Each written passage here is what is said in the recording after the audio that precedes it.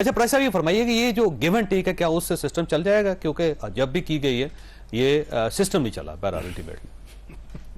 हम वही बातें कर रहे हैं जो हम देखते रहे हैं। सही बात है, 75 साल से ज़ाहिर वहीं पे हैं। नहीं, हम तो खैर 75 साल से नहीं देख रहे, पाकिस्तान की बात कर रहे हैं। हम तो राणा साहब और मैं तो 1990 से मिड 90 से उस वक्त से देखना शुरू किया। जी हाँ, उससे पहले भी बहुत सारे लोग थे जो देख रहे थे। अच्छा, अभी जितनी आपने डिस्कशन की, आप बड़े संजीदा होकर बात कर रहे थे। इसमें व्हाट्स न्यू, यानी अगर इलेक्शन, आपने कहा इलेक्शन को तस्लीम करेगा, हमारे सामने, मैं अपनी अब बात करूंगा, किस इलेक्शन को तस्लीम किया गया? क्या 2002 वाले इलेक्शन को तस्लीम किया गया? क्या 2018 वाले इलेक्शन को तस्लीम किया गया? 2013 के इलेक्शन में उसके बाद धरना किस वजह से है? कहते थे 4 सीटें हैं, वो खोल दें, हल्के खोल दें, ऑडिट करवा दें। तो लिहाजा इम्पोर्टेंट चीज़ ये है कि एक्सेप्टेबल हैं या नहीं है, क्या इलेक्शन होंगे? मैं अभी इधर बैठा हूँ। हाँ, और भाई अब हो जाएंगे, क्या इलेक्शन होंगे? सबसे बड़ा सवाल हो जाएंगे अब। मसला अल्लाह करे हो जाए, अल्लाह करे हो जाए। मैं तो दुआ करता हूँ, आपका ख्याल जितनी भी तारीखें दे दी जाए इलेक्शन नहीं होंगे। मैं तो दुआ करता हूँ, ठीक है, कि हो जाए। मैं आपकी बात को दुआया अंदाज में एक्सेप्ट करता हूँ कि अल्लाह करे हो। वैसे मैं मालिक साहब से इत्तफाक करता हूँ कि हमारी मजबूरी है, उसकी वजह से इलेक्शन। ये मैं मालिक साहब भी फरमा रहे हैं, आप भी कह रहे हैं, मजबूरी तो है। मजबूरी देखें ना, आईनी तौर पे मजबूरी होनी चाहिए थी। वो 14 मई आया, चला गया ना। हमारा आईनी तकादा तो है कि इलेक्शन करवाएं। इसमें कोई ऐसी बात नहीं है कि हमारी मजबूरी हो, वर्ल्ड बैंक हो, IMF हो। लेकिन 14 मई के बाद भी तो IMF ने एग्रीमेंट किया है ना।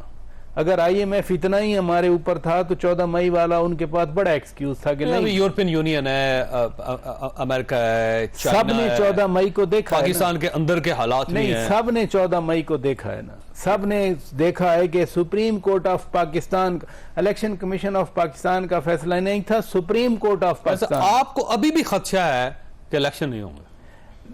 मैं दुआ कर रहा हूं कि हो जाए, ठीक है, मैं दुआ कर रहा हूं कि हो जाए। अब दूसरी बात पे मैं, पूरा पाकिस्तान खुश है कि इलेक्शन हो रहे हैं, लेकिन आपका ख्याल है कि अभी भी नहीं हो रहे? मैं अब दूसरी बात, मैं दुआ कर रहा हूं कि अल्लाह करे हो जाए इलेक्शन, ठीक है। अब मैं दूसरी बात पे आता हूं। देखें, इस वक्त मियां साहब की पहली तकरीर कोई ले लें, मियां साहब ने कहा है कि 40 साल का सियासी निचोड़ है कि सब मुत्तहद हो जाएं। तो मियां साहब इस वक्त सीनियर मोस्ट पॉलिटिशियन, बिल्कुल ठीक। मियां साहब खुद एफर्ट कर रहे हैं कि वो जो उन्होंने कहा, मैं उसी पे ऑल पार्टीज कॉन्फ्रेंस करवा ली जाए, मैं उसी पे बात कर रहा हूं। वो कोई जरूर ऐसा इनिशिएटिव लेंगे जिसमें राणा साहब की अपनी रीडिंग है, मालिक साहब की अपनी रीडिंग है, आपकी अपनी रीडिंग है। मैं समझता हूं कि मियां साहब सबको बुलाएंगे, इंक्लूडिंग PTI। जैसे उन्होंने उस सानिया 16 दिसंबर के बाद बुलाया था ना सबको, यानी एक आदमी जो धरना दे के यहाँ बैठा है और बिल्कुल, यानी एक रात वजीर आजम हाउस पे अटैक होने वाला था, उसको भी साथ बिठाया था। इसलिए ये जो लेकिन देखिए, वो मियां नवाज शरीफ साहब ने ये जो अभी उनका इजलास हुआ है ना, उसमें उन्होंने ये फैसला किया कि सिर्फ जो हलीफ जमातें हैं उनको साथ में लाया जाएगा। हलीफ से मतलब वो जो PDM जो बनी थी, फिर पीपल्स पार्टी को हरीफ ना समझा जाए ना। वो तो अभी तक जो डिस्कशन हुई है, हलीफ है। अभी तक जो डिस्कशन हुई है उसमें तो हरीफ के तौर पे समझा गया है। दरदारी साहब सदर बने, मियां नवाज शरीफ सदर बने, मियां शहबाज शरीफ वजीर आजम बने, बिलावल भुट्टो फॉरेन मिनिस्टर बने, या दूसरी मिनिस्ट्री शाह साहब, सैयद नवीद कमर की मिनिस्ट्री मिले, खुर्शीद शाह साहब की मिनिस्ट्री मिले, शरी रहमान की मिनिस्ट्री मिले। ये 16 महीने का जो है वो तो वही कंटिन्यूएशन होगी, और that appears the way it was, क्योंकि अभी तक जो पॉलिटिकल मुखालिफ कहूंगा मैं, वैसे तो एनिमी का वर्ड यूज नहीं करना चाह रहा, वो अपनी जगह पर मौजूद है। अभी जितना भी कहा जाए PTI टूट गई, अटक वाले टूटे। अब मैं अगर शुरू कर दूं, या रहीम यार खान वाले टूटे आखिरी पंजाब में, ये जो टूटने वाला है ये भी एक बड़ा रिलेटिव फिनोमेना। बिल्कुल सही बात। अच्छा मालिक साहब, ये फरमाइए सर, ये एक जो सवाल है वो कि मियां नवाज शरीफ साहब अगर इक्तदार में आ जाते हैं तो वो मुल्क को चलाएंगे कैसे, जब इतनी ज्यादा पोलराइजेशन होगी? PTI जो है एक वो बड़ी पॉपुलर जमात है, वो उनके मुखालिफ होगी, और अंदर से बहुत ज्यादा टूट फूट होगी। मियां नवाज शरीफ साहब का अपना एक बयानिया, तो ये सारी चीजें लेके कैसे चलेंगे मियां साहब? साहब, मसला मियां साहब का चलाने का या ना चलाने का PTI के साथ नहीं है, दूसरों के साथ नहीं है। उनका मसला एस्टैब्लिशमेंट के साथ ही होगा कि कैसा रिश्ता बनता है। अगर माजी कोई है एग्जाम्पल, तो वो हमने देखा बड़ी ही मुख्तलिफ तबीयतों के आर्मी चीफ के साथ भी वो नहीं चले।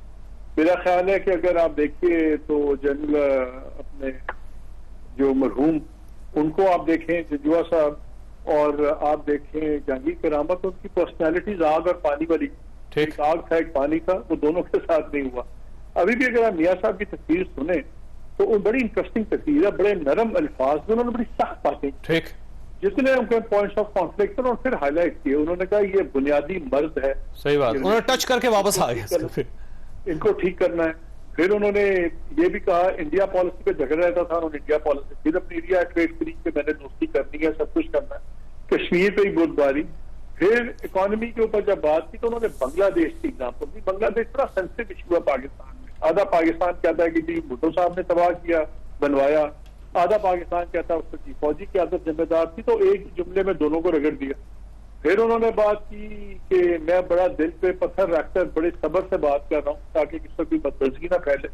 तो उन्होंने तो इंडिकेट किया है। और एक उनका कॉन्फ्लिक्ट है अदालतों के साथ, आपको पता है चढ़ाई भी हुई थी सुप्रीम कोर्ट में, उन्होंने कहा हमने अदालती निजाम की भी इस्लाह करनी है।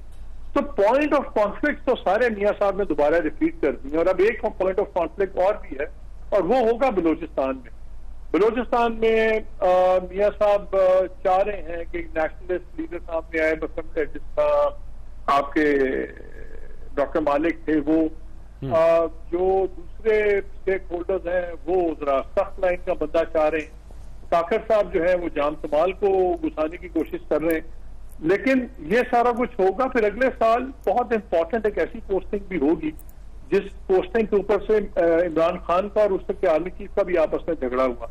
ठीक है, ये बहुत चीजें अगले साल में हैं और ये इंडिकेशन जो है आप देखना। या फिर एक आखिरी बात, जो आपकी फैसिलिटेशन काउंसिल है, जो अब इकोनॉमिक इंजन है ग्रोथ का, उसका जो स्ट्रक्चर बन गया हुआ है, उसके साथ डार साहब का क्लैश होना ही होना है। तो हो सकता है ये कॉन्फ्लिक्ट डार साहब से शुरू हो और पीएम हाउस और पिंडी के दरमियान में पहुंच जाए। ये बड़ी ही टच एंड गो सिचुएशन है।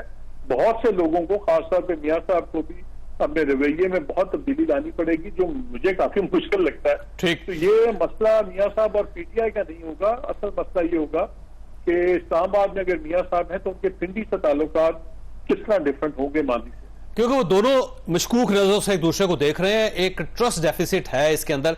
मालिक साहब, मैंने ब्रेक लेनी, आपके पास एक सवाल छोड़ के जा रहा हूं क्योंकि मुझे बताया गया कि आपने जाना है, तो एक सवाल लेकिन बहरहाल मैं आपसे लूंगा कि अभी भी ये खदशा जाहिर किया जा रहा है, जैसे प्राचा साहब ने किया है, कि इलेक्शन नहीं होंगे, जितनी मर्जी तारीखें दे दें, इलेक्शन कमीशन जितना मर्जी यकीन दहानी करवा दे, लेकिन इलेक्शन होते हुए नजर नहीं आ रहे। तो ये परसेप्शन क्यों डेवलप हो रहा है? छोटी सी ब्रेक, ब्रेक के बाद दोबारा जरूर।